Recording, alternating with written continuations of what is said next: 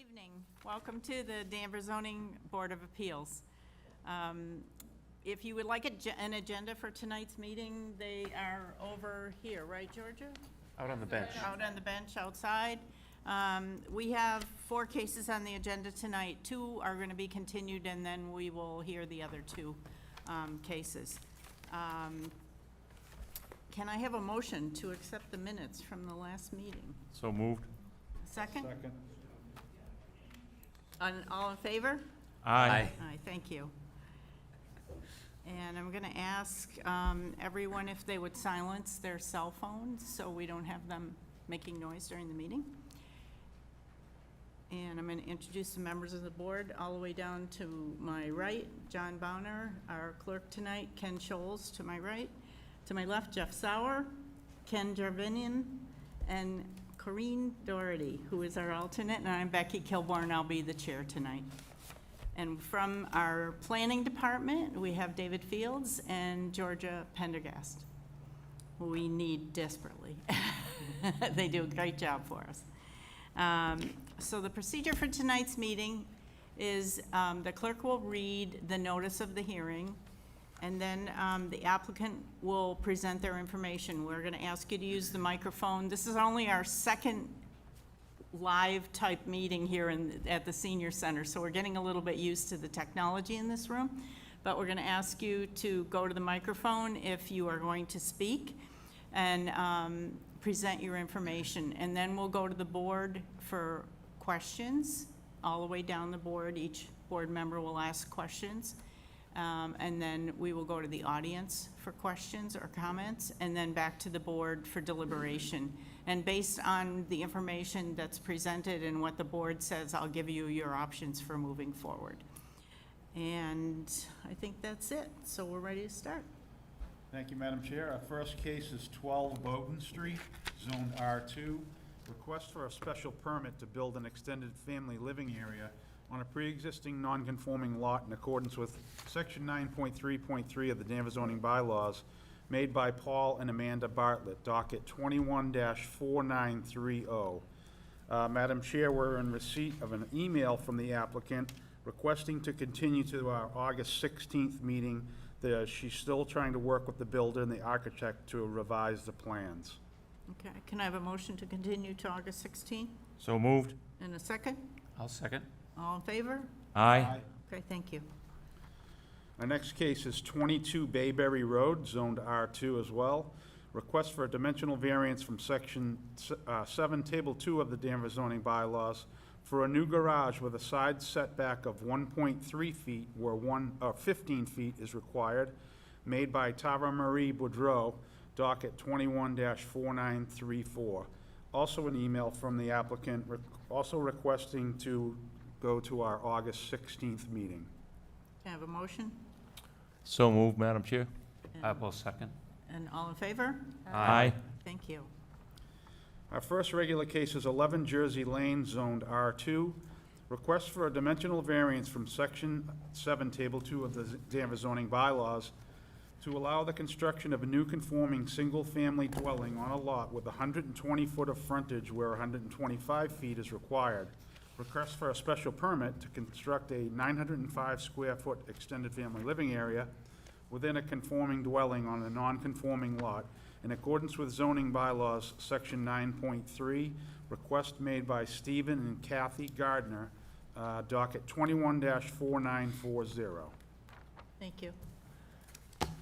And Good who evening. do we have here tonight? Thank you very much. My name is Nancy McCann. I'm here on behalf of the applicant. With me tonight is Stephen and Kathy Gardner. They are here this evening. They are the owners of the property at 11 Jersey Lane. Also with me tonight is Pauline Lina, Kathy Gardner's mother. And also we have Bob Griffin, who is the project engineer. And we are requesting a variance relative to frontage of an existing non-conforming lot, as well as a special permit to allow a 905 square foot EFLA within a new dwelling to be constructed on the property. Stephen and Kathy have lived in this home on 11 Jersey Lane for about 10 years. Mrs. Lina has been a Danvers resident for 51 years. And the family wishes to make accommodation for Mrs. Lina to live with Kathy and Stephen. The existing home at 11 Jersey Lane is of 1940s vintage structure. It is a small 2-bedroom, 1-bath home, and cannot accommodate an EFLA to be constructed, an extended family living area within that structure. The existing dwelling is also non-conforming as to the side setback. It is also located within the no disturb, no build zone under the Danvers wetland bylaw. What we are proposing to do is to remove that existing dwelling and construct on the property a new fully conforming single-family home of modest size, which will meet all of the setback requirements. So we'll be eliminating the non-conformity of the setback. And the new dwelling will also be located outside of the no disturb and no build zones under the Danvers wetland bylaw. So we are improving those conditions. There's also some additional outbuildings that are proposed to be removed as well. So we're proposing to eliminate a non-conforming structure and construct in its place a new single-family home that will be fully conforming. The new single-family dwelling will have a living room, dining room, guest room, or extra room, a kitchen, half bath, and laundry on the first floor, and then 2 bedrooms and 1 bath on the second floor. And you do have floor plans with your application. The EFLA will be located only on the first floor, and that will have a combined kitchen, living room, dining room area, 1 bedroom, a TV room, and a bath.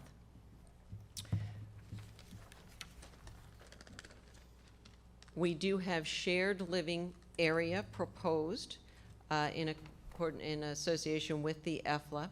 There is a common entry into the dwelling from the garage. So as, Georgia, do you have the floor plans? That you can, or David?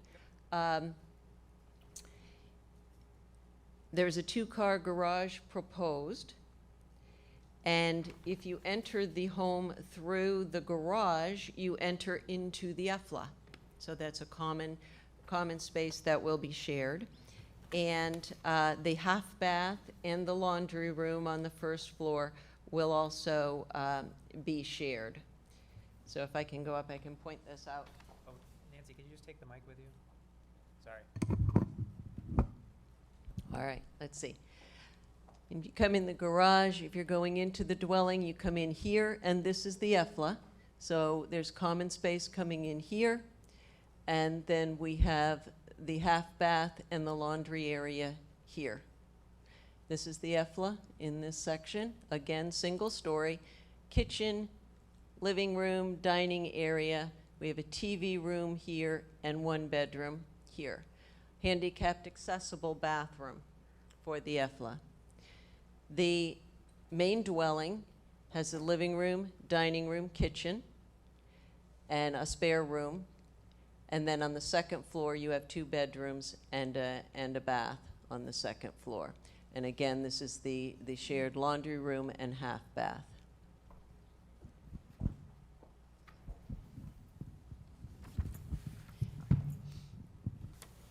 You do have pretty detailed renderings of the home. It's really a very attractive home that's been proposed for this site. The property is located in the R2 zoning district, which requires, as you know, 20,000 square feet of area. We have 31,700 square feet, so we certainly have excess land for the conformity of the lot.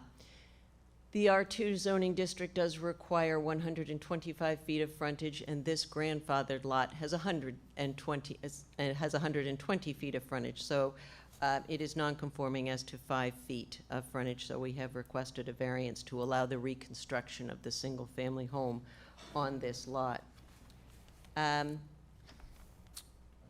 Again, the proposed dwelling, it's a modest-sized home. It is fully conforming, and it will certainly be an attractive improvement to the neighborhood. We have requested a special permit to allow the EFLA to be 905 square feet, as shown on the floor plans. This allows for an accessible, handicapped accessible bathroom and layout. And this is modular construction, which allows for a more economical construction. So there's some limitation on the plan layout, but we do think that the 905 square feet is reasonable for this layout, given that we're eliminating many nonconformities on the site, the setback, as well as the new structure being outside of the no disturb zones of the Conservation Commission. I think at this point, I will turn it over to Bob Griffin. He can walk you through the plan, and you can see the improvements that this will make to the lot. Counted 3. Certainly a very straightforward construction.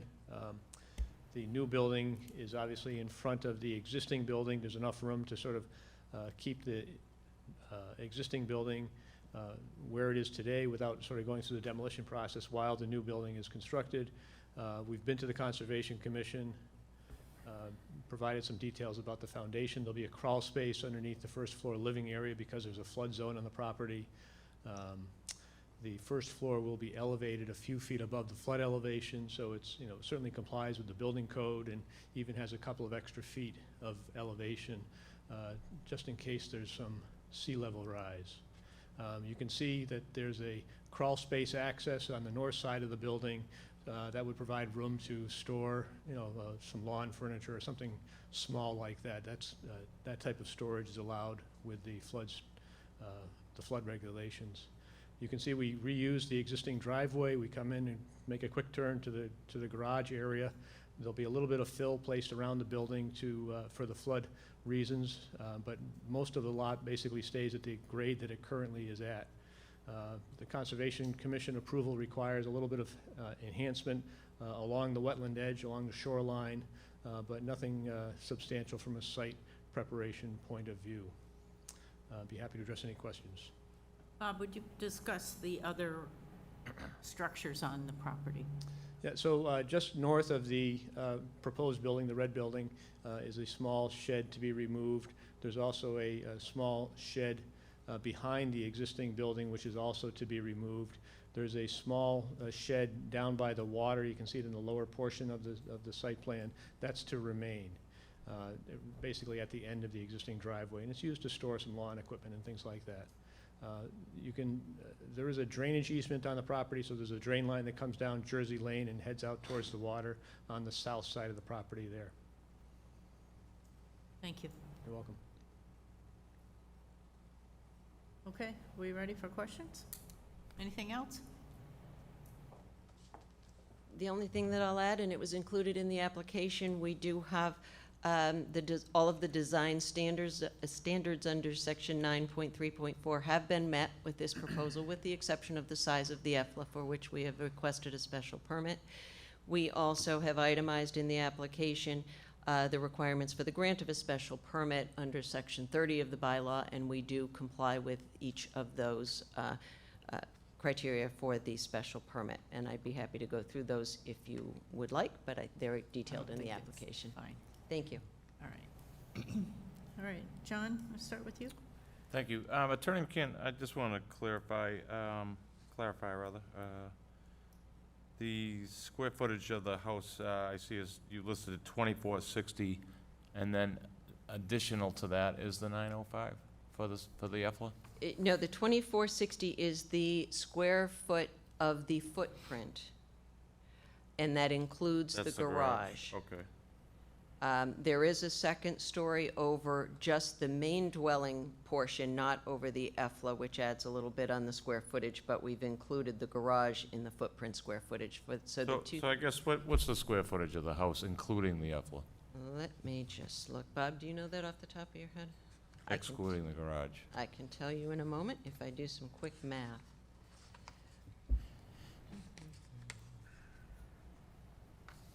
Just want to make sure it's on property.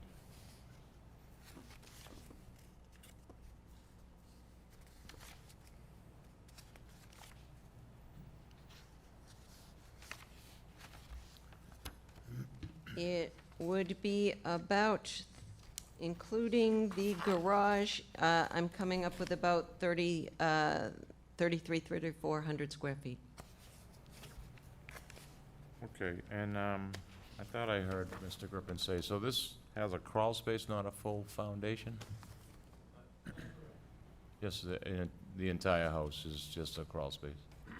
There's no crawl space underneath the garage, but there's a Yeah. crawl space under the habited portion of the building. Okay, no further questions, thanks.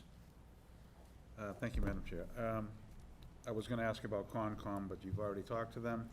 So this building that's to be saved, does it matter that it's encroaching on that easement? No, this is a small shed-like building, and it could be moved if, maintenance Okay. had to happen to a drain pipe or something like that. Okay. No further questions, thank you. Jeff? Yeah, Bob, on your site plan, could you show us where the no disturb zones and the no build zones are on the, So, you got a lot of dotted lines here, but I can't, I don't know if you have the Conservation Commission plan available, but I can estimate it, if not. so this dotted line we see here is the wetland delineation on the, They're gonna pull it up. on the site plan? This? That is the wetland, yeah. Okay, but I don't see, on here, there's not the, The 35-foot no disturb zone Yeah. and 50-foot no build zone are not shown on this plan. okay, thank you. But you're right, that line with the triangles connecting point to point is the wetland line. So the no disturbance line is 35 feet off of that. The no build zone is 50 feet off of that. Our Okay. proposed building meets those requirements, and in fact, it's about 50 feet to the, at its closest point. So that old building is really way inside the 50-foot zone? That's correct. Yeah, okay, thank you. I have no further questions. Madam Chairman, thank you. I have no And- questions. Corinne? I don't have any questions either. The question I had, when I was looking at the floor plan for the EFLA, I see that there's a TV room in addition to a living room, and, which seems unusual with one person living there, so I was wondering about clarification on that. We can certainly ask Mrs. Lina about that, but that is true. It's There's a basically bedroom, one. and then there's also another bedroom or a room. It's, right, I called it, when I looked at it, I said that's kind of like a den or a study or a hobby room. It's quite small. And then there's a bedroom. And then the main portion of the EFLA is really one kind of L-shaped room with, where you have your kitchen, your living room, your dining, and that's also the entrance from the garage into both units. So Mrs. Lina wanted to have a separate room for her TV, and that's what that is a TV room. Okay. Because by doing that, you bumped out the side of the rear of the house by making it 900 square feet. Otherwise, it would be straight across the back.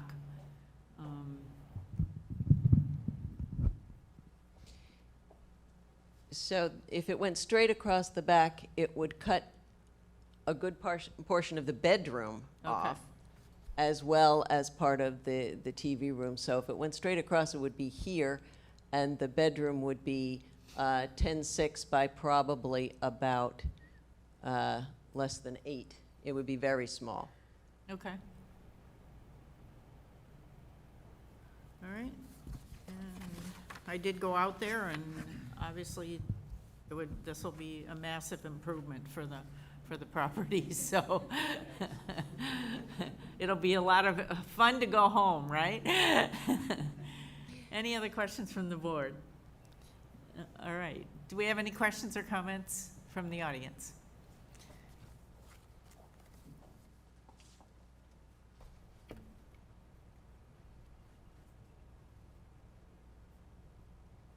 Good evening. Pete Clement, 9 Jersey Lane, direct abutter to them. This would be an improvement to the whole neighborhood. There's only like 5 houses on an L-shaped street, and this would definitely be an improvement. I'd vote for this in a heartbeat. You're in favor? Thank you. Yes. Thank you. Anyone else? Okay. Terrific. Back to John. Madam Chair, although this it's a little bit larger than what our guidelines are for the special permit of an EFLA, I see it as pretty modest, and I agree. I think it'll be a nice project, and I would vote for it. I would vote for this as well. I like the rendering. I kind of like that the F was really kind of a part of the house and not a complete build-out of the house. So I would vote for this. Okay. Jeff? Yes, I'll vote for this. Ken? I'll vote for this too. I think removing the existing house and building this is a big improvement. Definitely. Green? I agree. I love the design of the house, and I think it will add to the neighborhood, and I'm sure the Conservation Commission will be very happy that the house is moving. So, yes, I would vote for this. And I will also vote for this. I think it's an exciting project. I'm, excited for you, so. Thank you. One thing that Bob alluded to that I would like the board to include in your motion, if you would please do so, is it is the intent of Kathy and Steve to continue to live in their existing home until this home is finished, obviously, so then they would demolish the home before an occupancy permit is issued for the new home. So we just want to make sure that that's in your decision, that they're allowed to remain while this house is being constructed. Again, it's a modular construction and it will be delivered to the site, but we want to make sure that they're able to do that. And is that okay, David? Yeah, you can coordinate that? We can coordinate that, and we can draft the decision to reference the occupancy permit. Okay, that'd be terrific. Thank you very much. And then you're removing 2 sheds, right? Yes. Can we put that in the decision also? Sure. Yes? Yeah, Okay. they're shown on the Kind of look plan. like sheds everywhere, and then a hot tub. So, I think the sheds to be removed are marked to be removed on the plan. okay. Yes, yeah. Yes, okay, great. All right, can I have a motion, please? Madam Chair, I move that we grant the variance to, move to grant a dimensional variance from Table 2 of the Danvers Zoning Bylaws to allow the construction of a new single-family dwelling with an EFLA on the existing non-conforming lot with 120 feet of frontage where 125 is required. The hardship is the size and shape of the lot. This condition does not affect other properties or structures in the same zoning district. A literal enforcement of the zoning bylaw would involve substantial hardship to the applicant, and granting this variance will not create a substantial detriment to the public good and will not nullify or derogate from the intent and purpose of the zoning bylaw. We also would like to add that the sheds will be removed as part of granting this variance, and that the applicant is allowed to stay in their home until the second structure is constructed. Until an occupancy permit. Till an occupancy is Permit is issued. permitted by the Yeah. planning board. Okay, How about that? okay, yes, okay. We I'll need- second. Do we need And to, this- Yes. do we need to just- say yeah. anything about the second building being demolished? We need to insist on that being demolished, right? Well, It's on the plan. it's on the plan, Okay. according to the plans. Okay. Yeah, everything on the plan is to be raised, but for that one shed. Right, Okay. okay.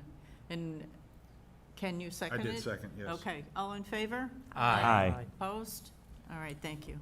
Madam Chair, I move that we grant the special permit to, in accordance with Section 9.3.3 of the Danvers zoning bylaw, to allow a 905 square foot EFLA in addition with a new conforming dwelling on a non-conforming lot.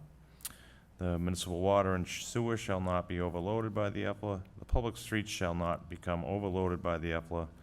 The value of other buildings and properties shall not be depreciated by the EFLA. The specific site is an appropriate location for the EFLA. The EFLA will not adversely affect the neighborhood. There will not be undue nuisance to vehicles or pedestrians, and adequate and proper facilities will be provided to ensure the proper operation of the proposed EFLA. The proposed EFLA will be in harmony with the general purpose of the bylaw. I'll second. All in favor? Aye. Opposed?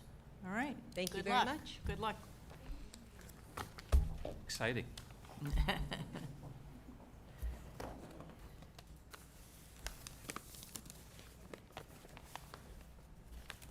Thanks, Bob.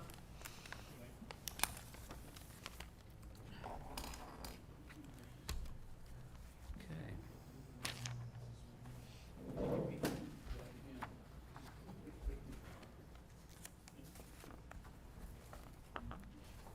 Ready?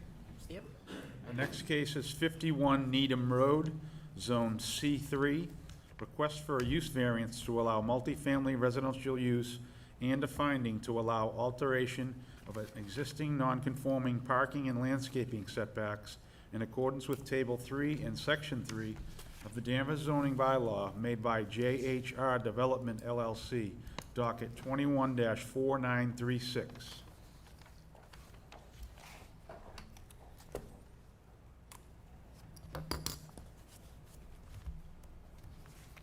Ready for me? Mrs. McCann.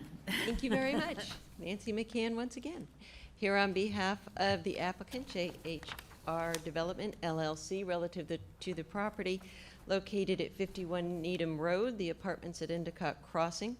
We did appear before the board at your last meeting in May 24, and we discussed at that time the significant changes we had made to the plan to address the board's concerns. You'll recall that we made several presentations to you last fall, and we ended up at that point in time back in December withdrawing the application to give us time to go back to really digest some of the concerns of the board and to make some changes to the program and to the project, and that's what we did. And we resubmitted the full application package to you, and we presented that to you at the end of May. You'll recall this is a 130-unit development at 51 Needham Road, which is a multi-use property off of Endicott Street. And some highlights of the changes: we reduced the height of the building from 4 stories down to 3 stories. The height of the building went from 42 feet to about 31.5 feet in a district where 45 feet is permitted. We addressed the visibility along Route 114, such that the proposal, the 3-story proposal, is truly not visible at all from Route 128, but you'll see that in a moment. We increased the affordable component from 10% to 15%, and we are still decreasing significantly the impervious surface of the existing site. You'll recall that this area was the former Hollywood Hits. It is almost entirely pavement with no stormwater attention to mitigation of stormwater under the existing conditions, and we see this as an opportunity to address that as well.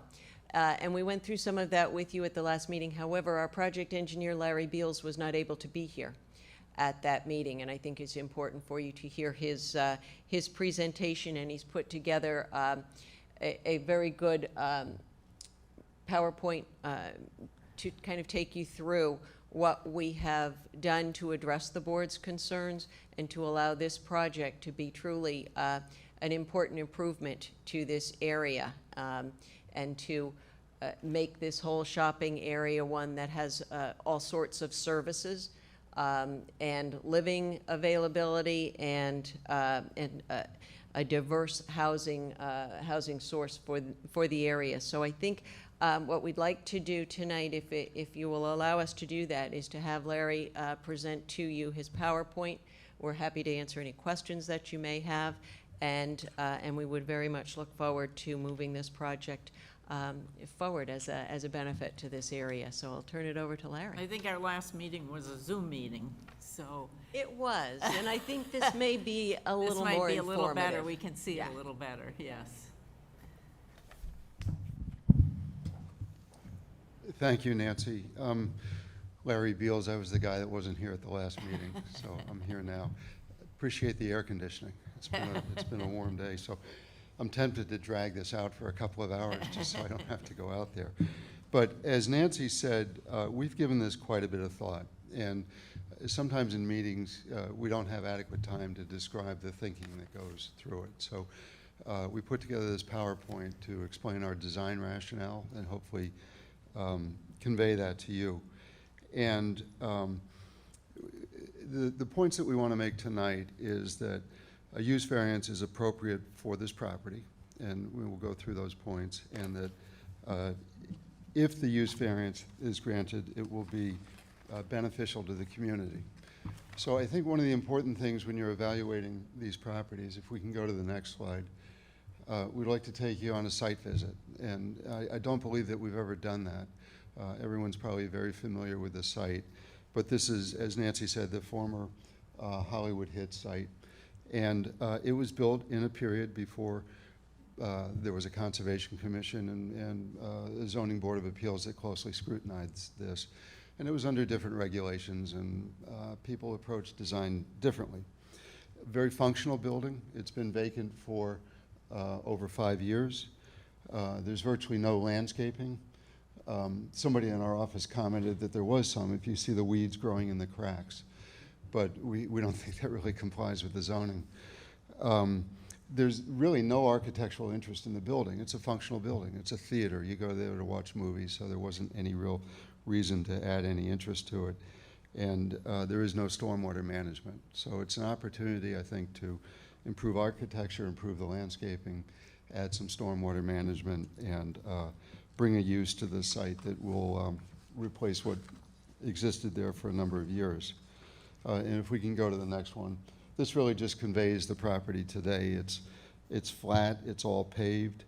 There are you can see the light fixtures probably went up in a different era when tall industrial type fixtures like that were permissible. And I think because of the lack of a tenant and the lack of use, to some extent, it is neglected. So if we can move to the next one. When we designed this, and I should say John Rufo is here with me, who's the project architect, and where I get stuck on architecture, he can chime in. But the goals of this project is to update the property line, the property in line with evolving concepts of mixed-use developments. And the second one is to replace a long vacant building and perhaps enliven the use and come up with a more attractive building and add green space to it. Third goal is to provide a mix of multifamily units to complement the housing stock in Danvers, which is primarily single-family residential housing. And we increased the affordable housing percentage from 10%, which I believe is required, to 15%. So it will address that component of the housing needs in Danvers as well. So moving to the next one, I'll reorient you since we haven't been here for a while. And this is one of those problematic sites where there's no, the north and south doesn't align with the plan. So the north is sort of at a diagonal to going from lower left-hand corner to the upper right-hand corner. The portion of this property that we're talking about is shown in red. It's a lease area of 4.23 acres. And maybe this will help. I realize that you have a reflective screen. So this is the site that we're talking about. And just for orientation, we have Route 128, Endicott Street. This is the Crane River. It's flowing from the top of the plan to the bottom of the plan. And then there's a variety of uses in the area, Liberty Tree Mall, Home Depot, Endicott Plaza, BJ's. And the lease parcel, I should point out, is this bold red line. So that is the entire parcel that has frontage down here. And what we're really talking about is that section of it. Now, we've taken all of this information to analyze the site and to try to see if there are some trends here that we can capitalize on. So if we can go to the next one. This looks at the land uses and tries to put them into general categories for mixed-use development. And we've broken it down into some broader categories. The top one is shop. So we're saying in this area, it's really a shopping function. And you look at all the uses in there, they're essentially retail uses. And then the big medical complex that I'm pointing to with the laser, we called a HEAL area that includes urgent care, cancer care, outpatient clinics. And then this area we designated as Thrive because it's physical therapy and childcare. So it's something that helps your lifestyle.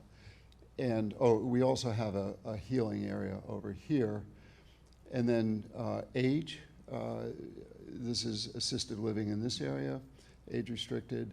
And then live, this is the current single family residential neighborhood.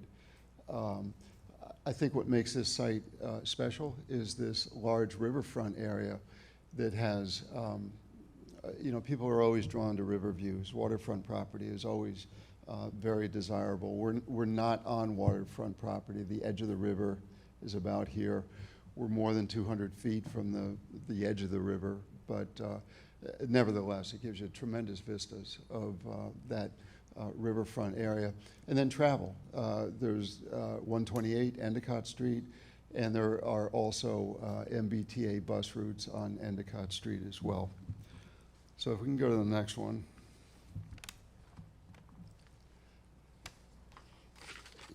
And this really kind of boils it down to what we're trying to do. And we're trying to build what we think is a complete neighborhood. And I think this definition right here is pretty good, that a complete neighborhood is a place where you can get everything you need within a walking distance. So one of the components that's missing from this neighborhood is the live component in this location of multifamily housing. This is single family, but adding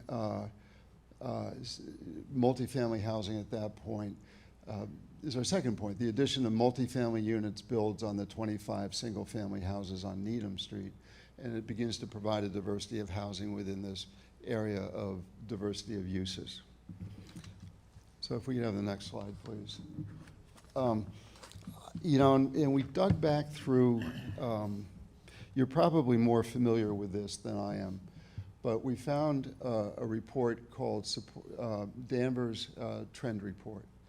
And I was fascinated reading this because if you look at this number, and these are not our numbers, we pulled these out of the report, and 60% of the residents live alone or with one person.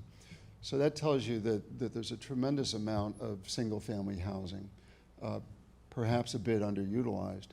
And then with the population, Danvers is growing, almost 12% from 2010 to 2030.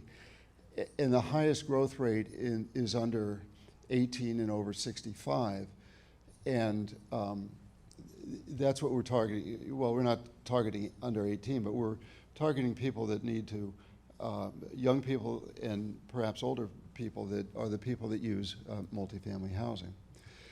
And then compared to other communities, the study pointed out that Danvers lacks a variety of housing other than single family and detached homes. About 60% is that type of housing.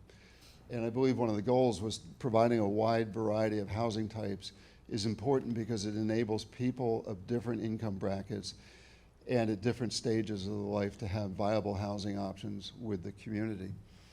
And I'm glad we found this study because we align with all those. That was in the back of our heads. That's why we were developing this project. But it was tremendous to see that we were at least in harmony with this report that had been put out. It was put out in August, and if you remember, the first time we came before this board was about September of 2020, so it's fairly current. Interesting, 70% of all housing units in Danvers are 50-plus years old. And then I think this is an important point, too, because by placing the multifamily at that area, there's tremendous employment opportunities. And what this study pointed out is that growing number of residents also work in Danvers, but fewer than in other North Shore communities. So the largest employment industry of Danvers residents are educational services. We don't have those in our neighborhood, but we certainly have healthcare, and that's a big use in that area. So We think that this is also an opportunity, if a use variance is granted, to encourage people to live and work in Danvers and either remain or become part of the community. So, with all those goals, this is how we hope to implement it. And this, not this one, this was the original one. It's 140 units, and you count it as 1, 2, 3, 4. The board, we got a lot of pushback from this board. Too many units, too tall, a lot of criticism of this. So we've looked at other alternatives, and I think we have two perspectives of this. Yeah, let's go to the next one. This is what that building looked like. And if I can orient you, this was originally designed, I think the design intent has always been really good. This is 128 out here. So if you think back to that drawing that we looked at, this whole courtyard open to the river, which is in this direction. So if you were in that courtyard, you would be facing the river, which is not the highway, not all the commercial space, but creates a pretty nice courtyard. Nevertheless, the message was quite clear from this board that this was not an acceptable option. So we went back to the drawing board, and we'll go to the next one if we may. I've got a couple of views of the building that we're proposing. So you can see, if you count up the floors, we go 1, 2, 3. So we've got 3 floors, 3 stories. It's been reduced. You take a floor off, you have to take some units off. So it's been reduced down to 130. And then in a previous meeting with the board, we discussed increasing the affordable units from 10 to 15%. Well, let's go to the next one. These are visual images. This is what we're proposing to design and permit and construct if we get all the permits. But if you think back to those original pictures with 100% pavement, that all gets removed. There's significantly more landscaping, much more interesting architecture, and we're trying to create these types of courtyards in an environment where when you come through this diverse neighborhood with mixed uses, you have a sense of arrival that you're at your home, and all of a sudden you're in this residential feeling neighborhood. Let's go to the next one. This is what was originally proposed, and I'll orient you with this. You enter the site here, 128's over here, the river's over here, and but that's off the table at this point. Let's go to the next one. And you know, with the concessions that have been made on height and number of units, it makes the site a little bit easier. You know, it's easier to fit fewer units on a site than it is to fit more site. And this is the proposal currently. It allows a little bit more of a courtyard, and you can see basically this site today is pavement from this point to this point to this point to that point, and this all gets opened up. And while we haven't designed it, we know that the soils on this site are highly permeable, sand and gravels, extremely well suited for stormwater management, stormwater filtration, and the groundwater is fairly deep. So it's, I think we've got about 30 feet from the ground surface down to the groundwater table. So there's plenty of room to store water, infiltrate it, and you know, if you think about the way the site works right now, it's all impervious. It sheets the water off, and it's down the river during the first storm event. Getting it into the ground recharges the groundwater, and then it allows it to slowly seep into the river during drought periods when the river really needs the water. So it's a little bit beyond the consideration of a use variance, but it's well suited for a tremendous improvement in the stormwater management system. So if we can go to the next slide, this is a summary of the key zoning criteria. So the first one that we discussed is maximum building height. We're allowed 45, the existing building's 23. The original design was 42, and the current design is 31.5. On building coverage, what's allowed is 50%. The existing is 13.7, simply because, you know, movie theater is a large majority of parking. You need a lot of parking for a building. Our original design was about 16% of coverage, and we're at 20 now. And then the maximum impervious on this site is 80%. Existing is 94.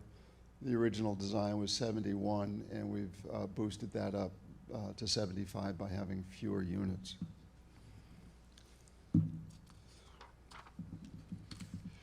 So I don't have a lot of talking points on these next few slides. They're just intended to provide a visual representation of our proposal. I think the board's advice and guidance on lowering the building has created a much more human scale, perhaps. And if we can go through the next one. It lowers it down. It's you can see the people in comparison to the building. It portrays that human scale. The next one. So this courtyard, we view it as residential amenities. As I mentioned, we can improve the stormwater management. We have a tremendous reduction in impervious surfaces, and we have increased landscaping. So let's go to the next one. And this conveys, you know, when you get to this area, this really, to me, feels like a residential neighborhood, a nice place to live. Let's go to the next one.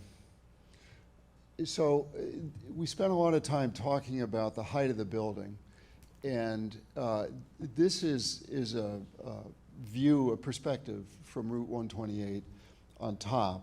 So that's a car driving on 128. And then this is the line of the perspective. So this red line in plan view translates into this line in profile. So these are the cars on 128. What we're proposing is a 5-foot earthen berm that has a couple of benefits. It gives us 5 feet of additional height. We can also landscape it so that on both sides, so that from 128 it becomes more attractive, and then on our side of the property, on the residential side of the property, it becomes more attractive. So you can see the combination of that 5-foot berm and the fence then projects the view. So you can see that something's there, but you really can't see what it is. You know that there's a development there. Let's go to the next one. This is the one that you didn't like. It's 4 feet, same fence, same landscaping, but there's a hole, another floor sticking up above. And then if we go to the next one, it drops back down. And I actually think that was pretty good advice from the board. We'd much rather have the additional units, but I think from 128, this certainly doesn't. I think the criticism I was hearing is it was too tall.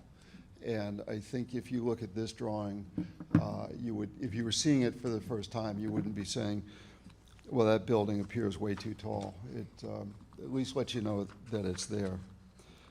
And then what I wanted to do in summation, is that the word everybody's looking for?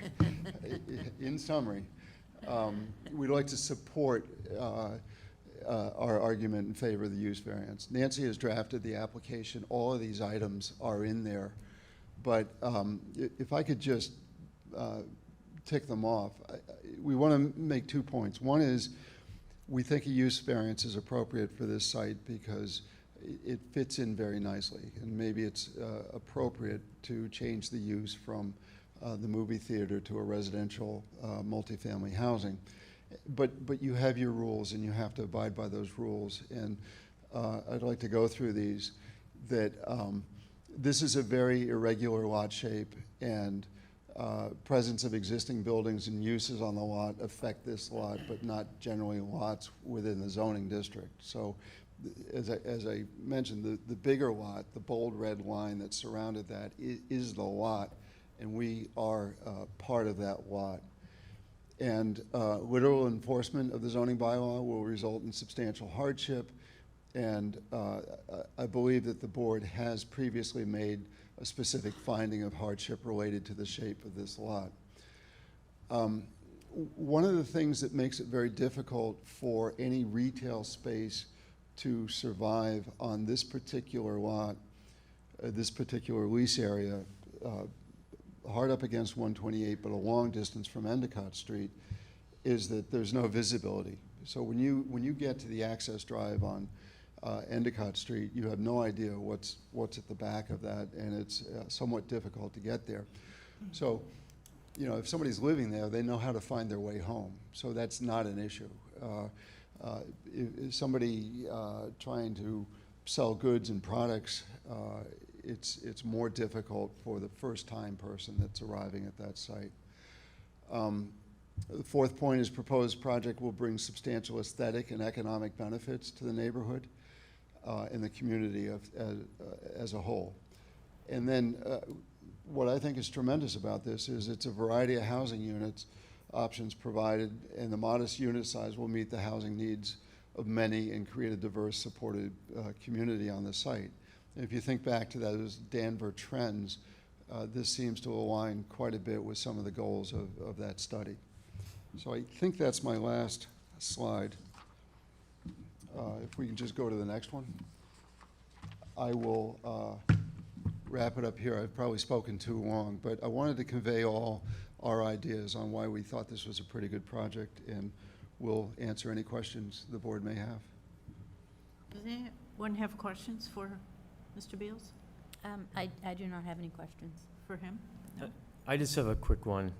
So the only entrance and exit is going to be Hutchinson Drive? Correct. Okay.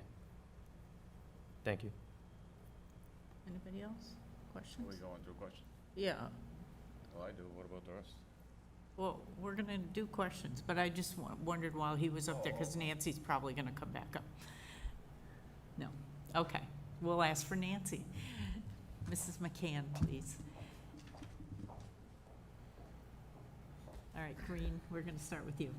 I have no questions, thank you. Okay. And Ken? I have no more questions. Thank you. And Jeff? I have no questions, Madam Chairman. Okay. No questions, thanks. Attorney McCann, can you go back to that overall campus shot, I guess, the one that shows, you know, this big red line around it? And can you just tell me where Hutchinson Drive ends and Needham Road begins?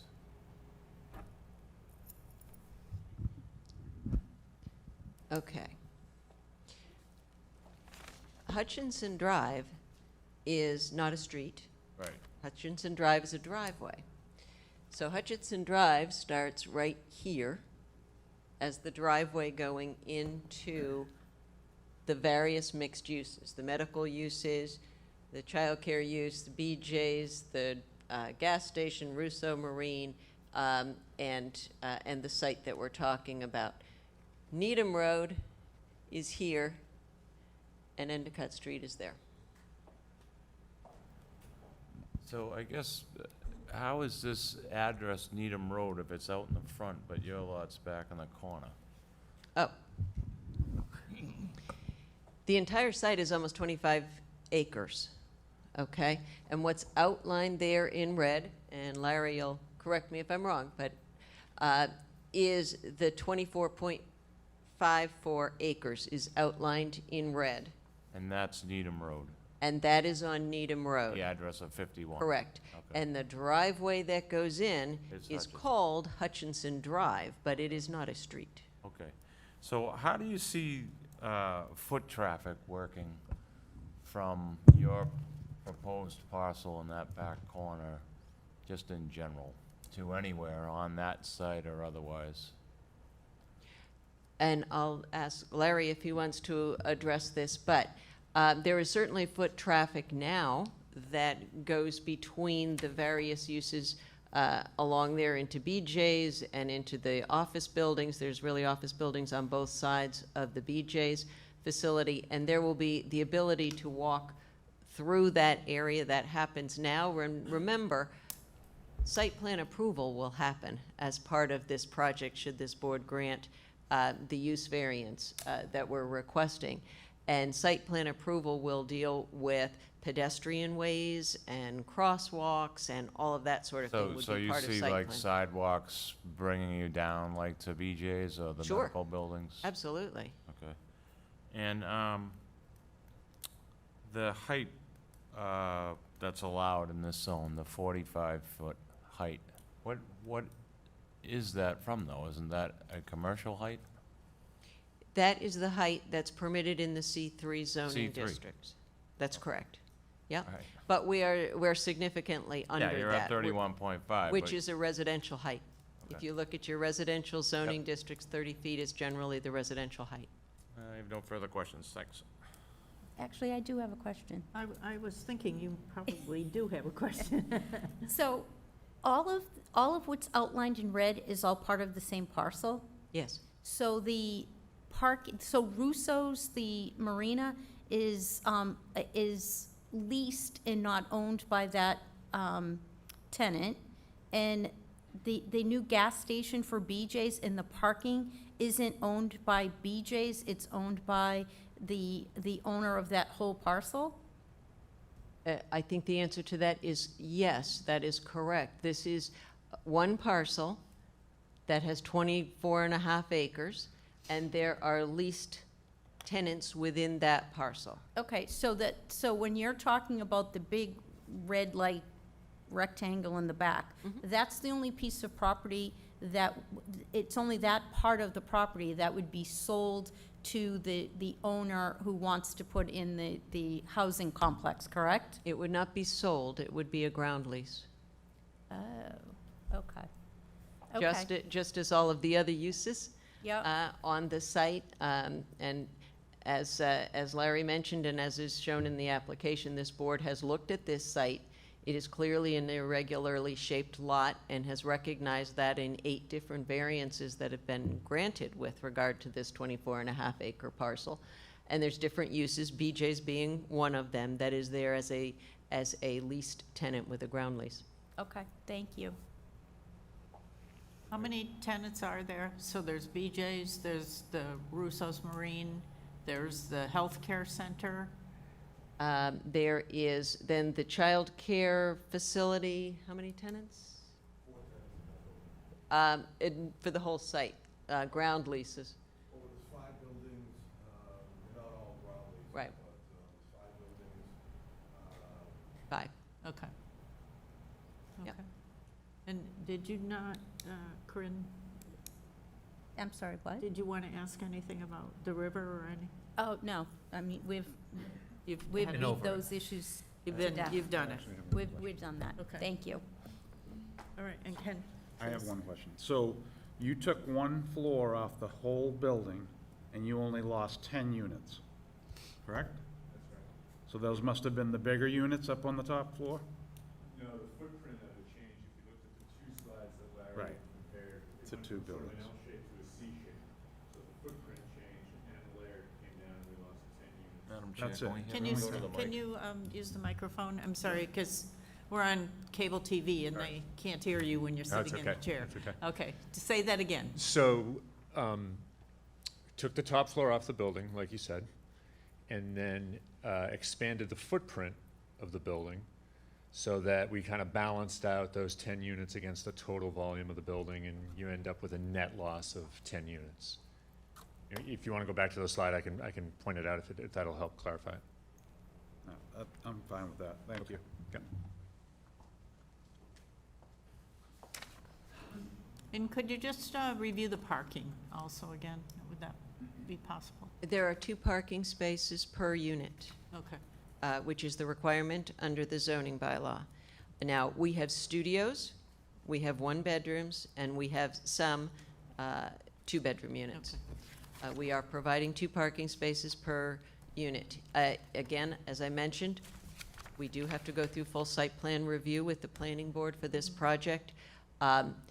It is conceivable that the planning board will say you don't need 2 parking spaces for studio units, and they would allow us to waive that in exchange for getting more green space. Which I is could see kind that of what they happening. did downtown. Yeah, I could see that happening, but for purposes of this application, we are not, parking is under the planning board's purview, but we are proposing a site that meets the parking requirement at 2 spaces per unit. Okay, thank you. Any other questions from the board? It's a lot to take in. Any other comments from you? Hopefully, this was helpful. It was very helpful. It's Yeah, this a is good a different presentation. perspective than what we had the last time. Thank you. All right, I'm going to go to the audience. Do we have any comments or questions from the audience? Yes, Mr. Bradstreet.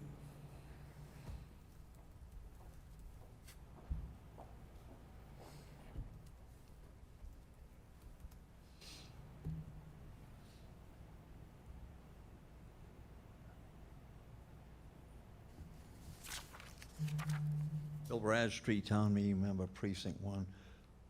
I like the picture, but it's too much. If there were just a picture of the, or a drawing, whatever you want to call it, of the immediate area, I'd ask if it showed where the contamination line might show, because I don't think I see it there. One of the other things I had a question about earlier was, when drawings are presented to you, not necessarily this one, but can you ask them if they're adjacent to Concom land or water, clearly line out what the no build, no disturb, the buffer zones in different colors so that someone of my age could see that this is where this can go, this is where this can't go. I'm having a hard time looking at that and trying to find out where the contaminated area extends towards this development. Okay. Does that make sense? Yep. Is that your only question? I'm going to ask them to come up and try to point it out. Oh, is there a letter or some information? There are a lot of tenants. BJ's happen, I believe, is the largest tenant. How would this traffic flow by the units? Are they going to be bothered by this? Do they have anything to say yes or no, or maybe about the additional traffic? The tenants? The tenants. Well, if they choose to live there, they're going to know what the... Maybe I'm not yeah. asking it right way. BJ's is a tenant of this property. Oh. This whole area, one of the tenants, I believe It it was. would depend And what... all the traffic is going to go by the front of their business? Yes, that's true. Okay. Yeah. You have, Unless the planning board tells them to go around the okay, backside. well, I'm which only asking it that's not now. us. Hopefully, I will be there to ask again. Yeah. You have 130 units, it's a bit of traffic, more in the morning, more in the afternoon or evening, some during the day. I was just curious if BJ's had said something one way or the other, how they could deal with, or if they had to deal with the additional traffic. They might like it.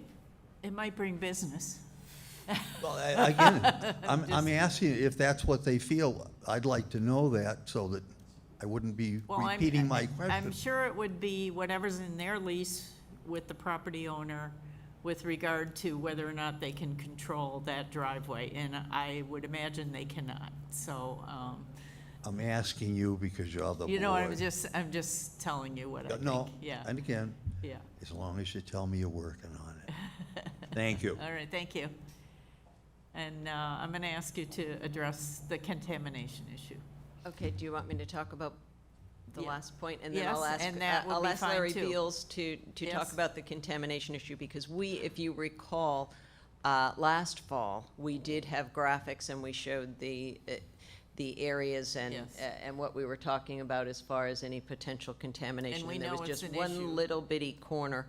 But with regard to the traffic, again, we will be going through site plan review, and when the movie theater was in place, there was a requirement under the movie theater permitting and BJ's permitting that the movie theater traffic had to go around the back. That's right. And there was a police officer who sat there, right at that corner, and sat there for a long time after the movie theater went out of business, by the way, to get the traffic to go around the backside of BJ's. That certainly may happen during site plan review for this particular project. The board will recall that we submitted to you, which you don't usually receive in your package, a full traffic report, which indicated that there would be a reduction of about 1,200 vehicle trips per day during the weekday, 1,800 vehicle trip per day reduction on the weekend for this use in comparison to the movie theater use. So you do have a very extensive traffic package that, again, you don't normally see. That usually is part of site plan approval, but we provided it to you so that you would have that information. Larry, did you want to talk about the small area and point that out of where the contamination? Can you go, Georgia, can you bring up just the site instead of the whole? I was going to suggest slide 13.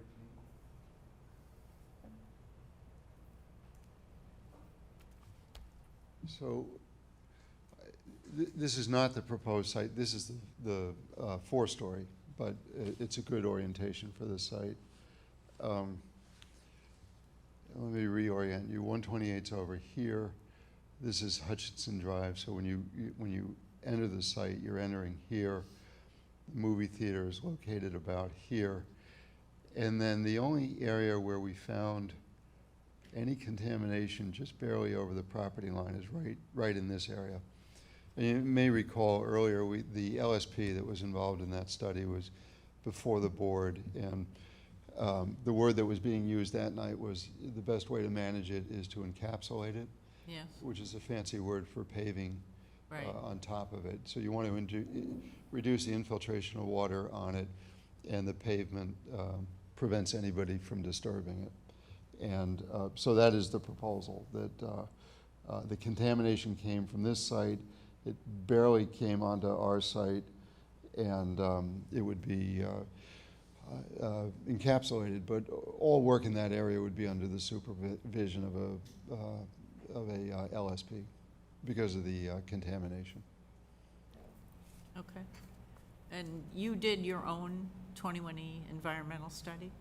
I didn't personally. The development team hired GEI, which has a licensed An LSP, yeah. an LSP on staff. He was at one of the meetings describing the work that he had done. But you, the developer, hired your own LSP? Yes, yeah, it's a Okay. matter of semantics. It wasn't a study that was No. just available by somebody else? No, because JHR is potentially putting a tremendous amount of money into this site, so it's in the developer's best interest to fully And financing, I'm sure. Right, yeah. right. So, The bank wants to know what's going to happen, too. Yeah, you're damn right. We hired our own guy to figure it out for us. We've been there, done that, so, okay. So it's just in that one corner? Right, Okay. right. And the LSP is of the opinion that this is highly manageable. It's not going to compromise the development. It just needs to be managed properly so that, and, you know, I think one of the issues that we also discussed is this is not a site that's going to have a lot of cutting and filling. You know, I think we're going to be at about the proposed grade as it is. And that's one way to manage soils is you don't disturb them, you don't cut into them. Okay. Thank you. Is there gonna be a, oh, do you mind? if I ask? Go right ahead. Is there gonna be a fence on the border that separates, the area at the corner where you said the cleanup, or it'll be paved over versus the unpaved area Oh, that's not on a property? In this area? Yeah, I suppose, we haven't gotten into those details. It would have, so what's important when you have something like this is the risk assessment. And what is the risk to somebody that's living here and exposure in that area? And that's a process we need to go through to make sure that there's adequate precautions taken to avoid any risk. like kids, like playing. Kids, and yeah. stuff, Yeah, exactly. Okay. Anyone else from the audience? Yes.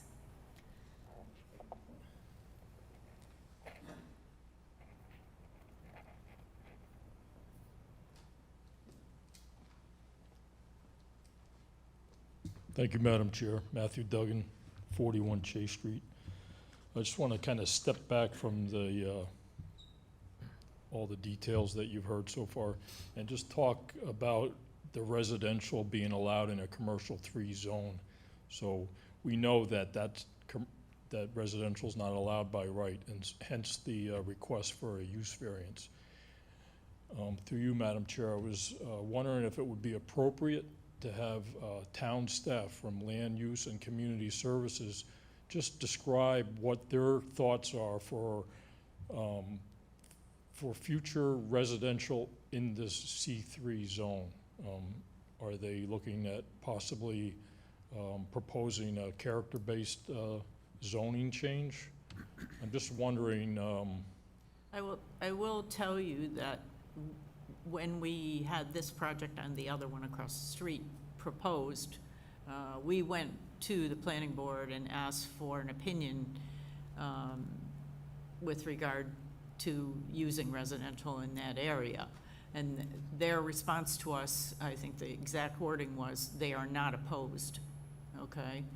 So we had that in writing from them, but I'm willing to ask David Fields if he would like to comment. Absolutely.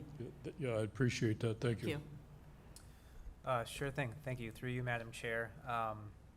I think going forward, we're currently studying this area from a market and feasibility standpoint, so really getting a sense from a consultant on what would work there, what's financially viable for a developer, and then what works best for the town. At the outset of it, I don't believe we would be looking towards a character-based zoning district. I think Which you need to describe.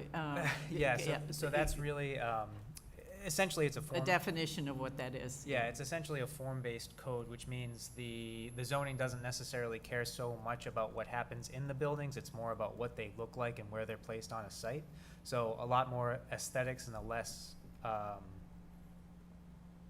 importance placed on what uses are actually happening in the buildings. And again, nothing to do with this application whatsoever, but I think part of that study is actually looking to hold on to as much of the commercial tax base as we can in this zone, only because these are our single owner large parcels and there's not so many of them left. So if we were looking to do more campus type development for laboratories, or I'm just throwing things out there at this point that would require sites of that size, this is kind of one of our zones that we've got. So. All right, thank you. And so just one final comment. I'm not really in favor of this hodgepodge kind of development. I think really it needs to be a larger vision that the town has to see what these zones should look like going forward. And I think to Mr. Fields' point that there is a dwindling amount of commercial space available.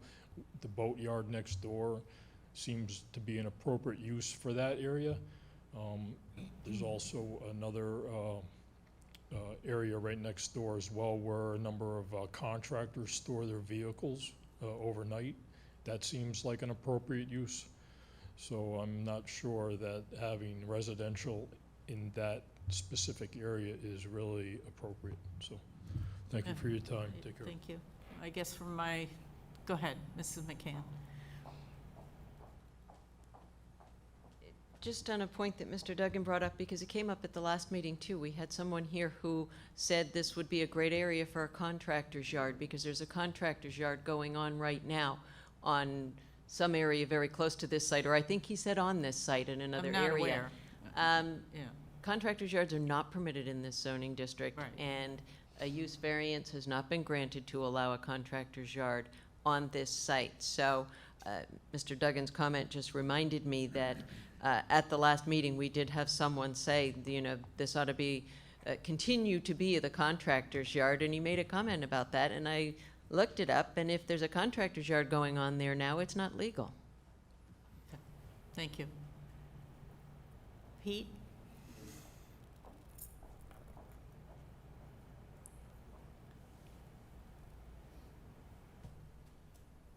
Yeah, Pete Clement, 9 Jersey Lane, town meeting member. It's a shame that you're going to switch the use of this land to be residential. What you should do is make it contractor's yard. This is an ideal spot. The people can come in. All they have is a couple of commercial buildings to go through. the end result, you could have a contractor's yard down there, you're not influencing, Well, that's not the purview residential. of this board. I understand that, but So what I I'm saying just, is, it's they're town, it's a asking for a town change. meeting decision. They're asking for a change of zoning, Yeah. but as far as I'm concerned, their change on this zoning is not appropriate. Okay, It and I should just be. think, to your point, I would just remind you that this property, although it's commercial and could be a commercial use, it's been vacant over 5 years. And we also have that eyesore across the street, which has been vacant, which is also a Well, that's significant to commercial be property. honest with So- you, now that you brought that up, just for 1 second, okay? I mean, that's a Superfund site. Would you like to have your house right next to a Superfund site? Yeah, I mean, your proposal isn't really, what you Okay. should be looking for this All area. right, thank you. Thank you. all right, are we good with the audience? We don't want to fight. Any other questions from the board before we go to deliberations? Okay. Do you want to say anything else? I'd like to see a lot of things. This is a great project, I think. I see a lot of them, and this is one that a lot of thought has been given to this site, and we have really attempted at each step to address the concerns of the board. This is a parcel that has no stormwater management. It's 4.5 acres of pavement that is vacant. You saw the one picture that Larry Beals put up. You saw a tractor trailer parked there. There's a lot of things that get parked there in that vacant site Yeah. that shouldn't happen. And this would be an improvement for this area. We do meet the requirements for a variance, as we've indicated in the application and as Larry discussed earlier. It brings 19 new units of affordable housing to the site. It brings studio, 1-bedroom and 2-bedroom units in an area that makes sense. They're close to services, they're close to employment opportunities, close to the commuter way, and this is a beautiful development. I think you saw that tonight. It was kind of hard to do by Zoom, but Yeah. hopefully you saw it tonight. A lot of thought has gone into the design of the buildings to make it fit in this area. And the slide that Larry had that showed the different types of uses in this area. You do have healthcare, but you also have residential already. You do have single-family homes. You have over 55 right across the street on Endicott Street. You've got healthcare. You've got services, and I make I think a compelling argument in the application with regard to where shopping centers are going now, and the understanding that the residential component and the retail component and the office component work together, and they support each other. And that's going to make this site be one that's viable in a development that we think will certainly work and be an attractive addition to the Danvers community. Okay, thank you. There we go. Thanks. We're good. David, did you want to say anything else? Or are you good? No, I'm good. Okay, all right. I'm going down to Corinne to start. Well, this particular applicant has been in front of our board at least 4 times. I have brought up the Superfund site next door every time they have come in. I don't think it's an appropriate use for this piece of property. I love the project. I think it's great, just not here. And I really think that if the use is going to change, it needs to be done by town meeting and not by this board. So I would be a no. Okay, thank you. Ken? I think it's a beautiful building as well, but yes, not in this area. The boatyard seems to be the same size as the plot of that land, or maybe even bigger, and the amount of activity going on there with the sanding and the grinding and the painting and all that. I just think it's just out of place to have a residential area there. where you can hear all the sounds and stuff. When people try to open up the windows and get a breeze, they're gonna hear that in the summertime when the activity is probably the greatest. And I just feel there's gonna be a lot of tensions, and we don't know what else is going to go there in the future, because that is at least something else worse. Maybe better, but something else worse could go there as well. Then you have the petroleum smells, the oil spills and gasoline and all that from the gas station. And then the cherry on top is the Superfund site as well. So I think it's a beautiful building. I like the art, the design of it, but it just is not a lot going for it otherwise in that area. And plus, getting in and out on a weekend, I think, is gonna be tough for the residents.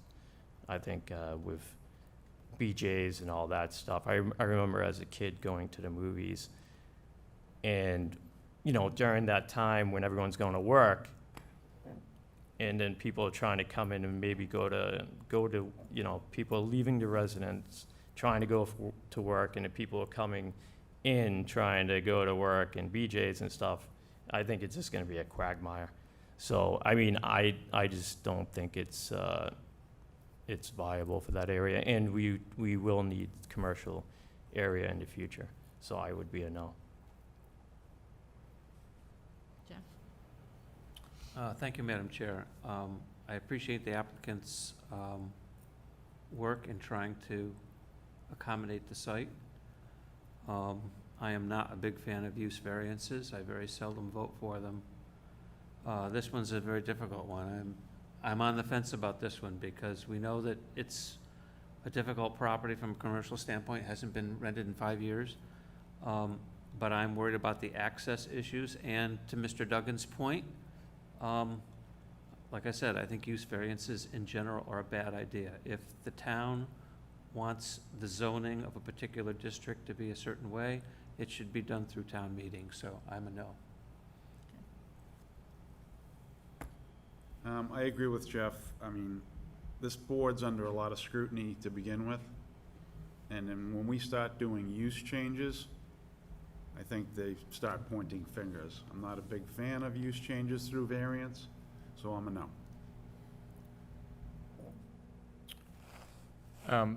I like the building. I think it's a great design. I just don't think it's the right location. I look at this campus, 80% of it's commercial use right now. You're looking to develop 20% of it and turn it into residential.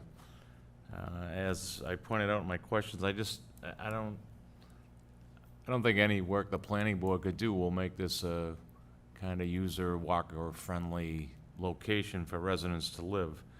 And to echo my fellow board members, I just don't think this board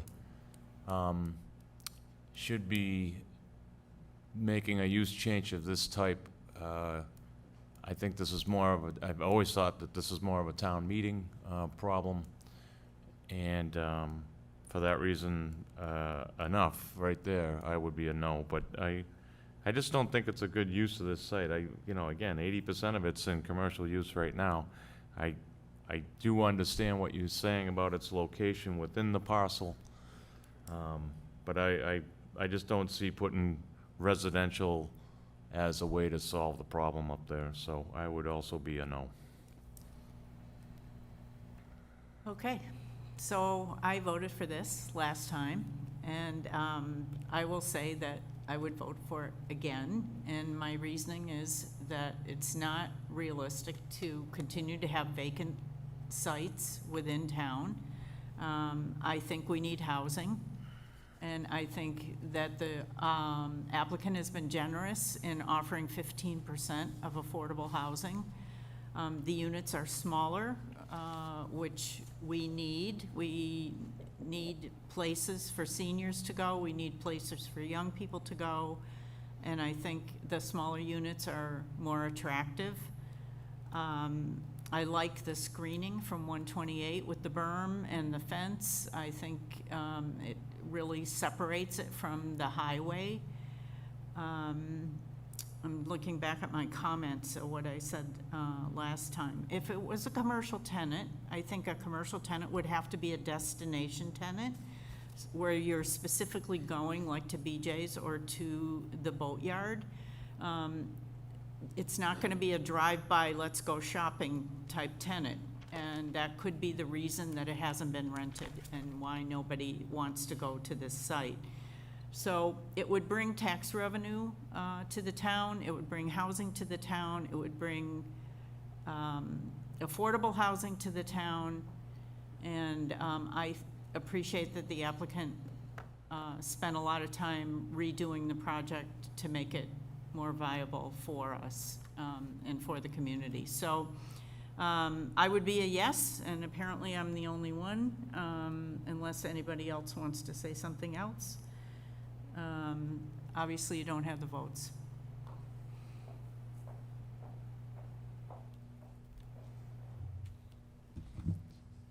Well, that's unfortunate. I know. So, we clearly don't have the vote, so I would ask that we be allowed to withdraw. Can I have a motion? Madam Chair, I move to allow the applicant to withdraw the application. Is there a second? I'll second. Okay, all in favor? Aye. Okay, thank you very much for your Thank- time. Thank you for your time, we appreciate it.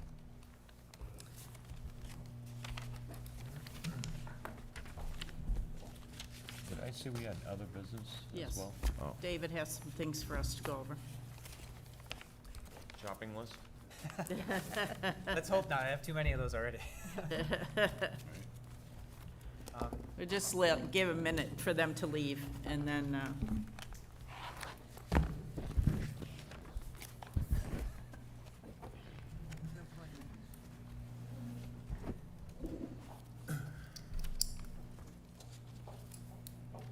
thank you. Night. Okay,